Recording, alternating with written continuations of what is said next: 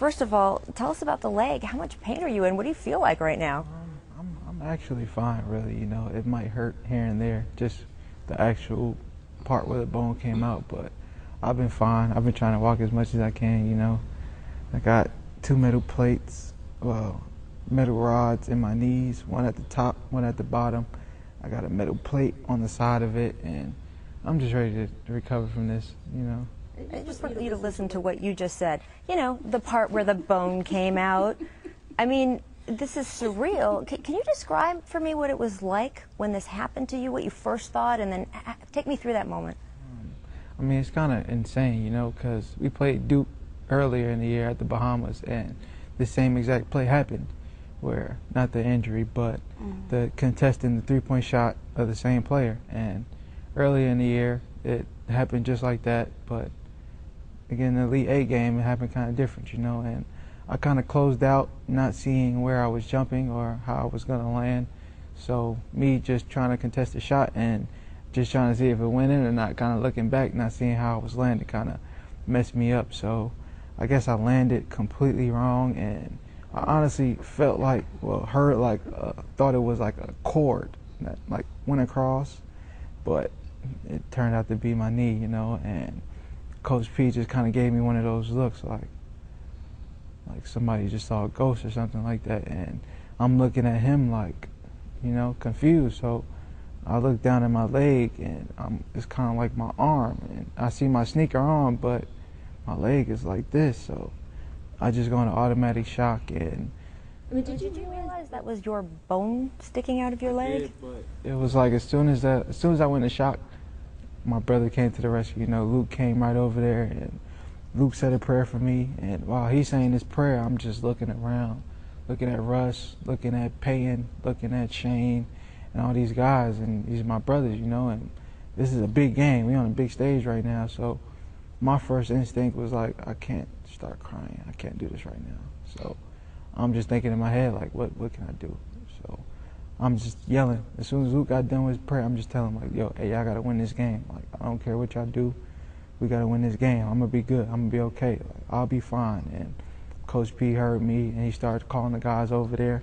They kind of got it together, and they made me proud. They beat Duke by 22, you know, and we still got another goal to accomplish. We got to win a national championship. That's still on the agenda. I mean, you sitting there and telling them in the middle of everything that was happening to you, you still have to go out and win this game. What makes you do something like that? I'm not a me person, you know. I kind of learned that being selfish isn't going to get you far in life. Everything happens for a reason, and this is just another obstacle that I had to face, you know. Looking at it, it was kind of like nobody was around, so this is all God. This is in God's plans, you know. Everything that happened there could happen just how he planned it, you know. No, he never lets anything happen that he wouldn't want to happen, you know. He controls everything. Without God, there's no us. So I just felt like this is just another situation that's going to mature me and get me to a better mind state. And if he kind of felt like that was the last time me playing basketball, it just opened up so many things with just all the support and everyone that's really behind me right now, and I really appreciate it. I mean, that moment, your teammates were crying. These were your brothers. They saw you down on the floor. If you hadn't said to them, go win this, do you think they would have been able to win the game and be in the Final Four right now? He couldn't. He sat out for like 3 or 4 more minutes because he still had to get himself together. So I'm pretty sure if I didn't say what I said, it would have been impossible. But I just feel like those guys fought so hard for me, and I've been playing so well, you know. It's just like we shouldn't come up short because of this injury, you know. And it's tough, but it's life, you know, and I'm ready to face it. Now, have you seen a picture of this? Have you seen any video of this? I've seen a picture, and I've seen it and like quick glance of it, and I just turn away from it, you know, because I kind of feel like me trying to get back on the basketball court, that would just stop me from getting where I need to be. And I don't want to see the video. I don't plan on ever seeing the video, honestly, because you really don't think 20 years from now, one day, you want to see what everybody else was talking about? I honestly never want to see the video. I kind of feel like it'll just put me in a mental state where I don't need to be, especially if I feel like I want to be successful with basketball. It'll mess me up. That's just how I feel. Yeah. I mean, Lisa, you've seen the replay. You've seen what Kevin doesn't want to look at. Yes.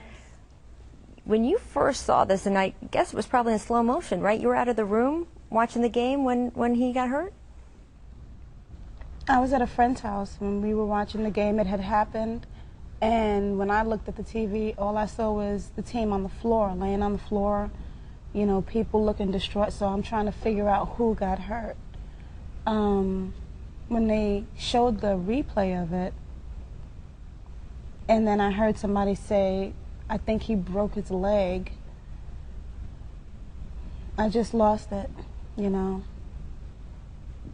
My husband came up, you know, I walked away. My husband came behind me, I believe, and picked me up off the floor and was talking to me and was praying with me and my girlfriend, whose house we were in. You know, we were just all devastated because it looked that bad.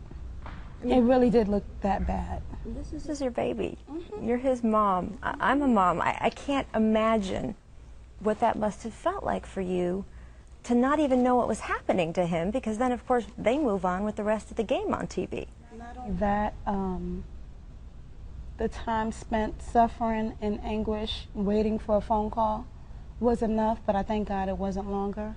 He had called me 30 to 45 minutes after that happened in the emergency room before he went into surgery. So his immediate words were, "Mom, calm down, I'm okay." And I thank God that he put it on his heart to call me, to soothe me, because I don't believe anything else could have, you know. I was fine with that for the rest of the evening until, because I knew he was going into surgery and he would be sedated, and I would be there next thing in the morning, you know, so I was good with that. And when I did see him, all I wanted to do was hold him, you know, wasn't any words to say. You know, I was just thankful to be able to see him, and he was okay.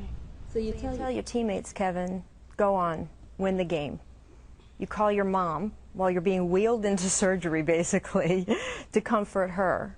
So you're taking care of everyone else.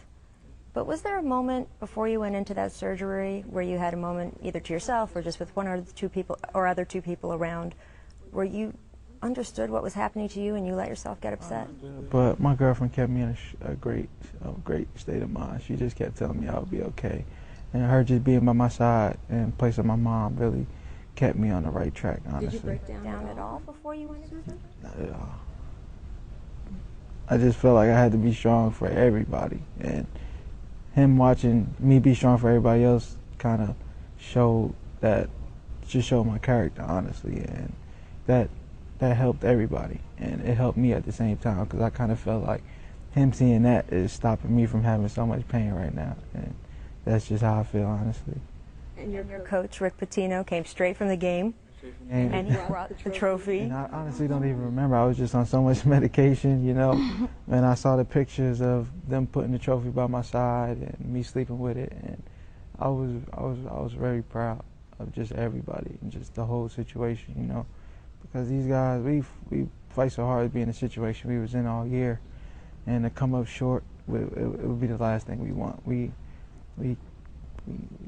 accomplished everything we wanted, and we just got one more goal to accomplish. Those guys, they want it for you. I mean, you call them brothers. They've said to you, "This guy is like my brother," and they fought out there on that floor for you. Especially that we're going home. I'm going home to Atlanta. They're going to fight even harder. Like, I feel like the second half of games is when teams really don't want to face us, but I feel like any team right now doesn't want to face us. I feel like our focus is locked in, and we understand that we're facing a great Wichita State team, but they just know they got to get the job done, not just for me, but for everything we worked for this year. So when you go back to that moment of when you were a little more conscious, but you woke up and you could see and focus on that trophy, and you thought about them fighting out there for you? I was and thank God, honestly. That's the first thing I did, you know. Woke up, and it was just like, it was like Christmas, you know, but basketball Christmas. Just looking over to your left, not even knowing, just looking and seeing that trophy, like, it really did it. Like, and it was big, because the last thing I knew was we was up 4 going into my surgery, and that was huge. That was huge. And you got phone calls from everyone. But the First Lady, Michelle Obama, called you. And Rick Pitino said, you're now the coolest guy he knows. He said, your coach said, the president calling you, okay, fine. He calls sports people, but Michelle Obama? What did you think? Honestly, I don't even remember speaking to her. But that's what they were telling me, that she called. Please call him back. Please, if she called, please call back. again, please.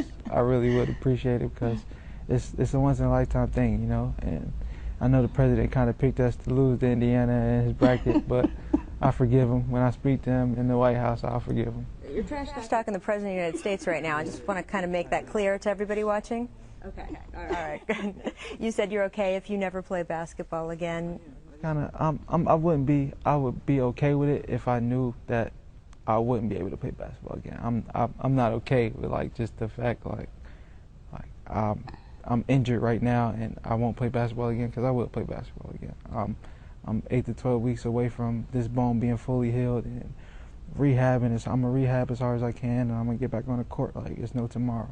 I know patience is key right now, and that's one thing I really have to learn. But I just can't wait. Like, I really can't wait.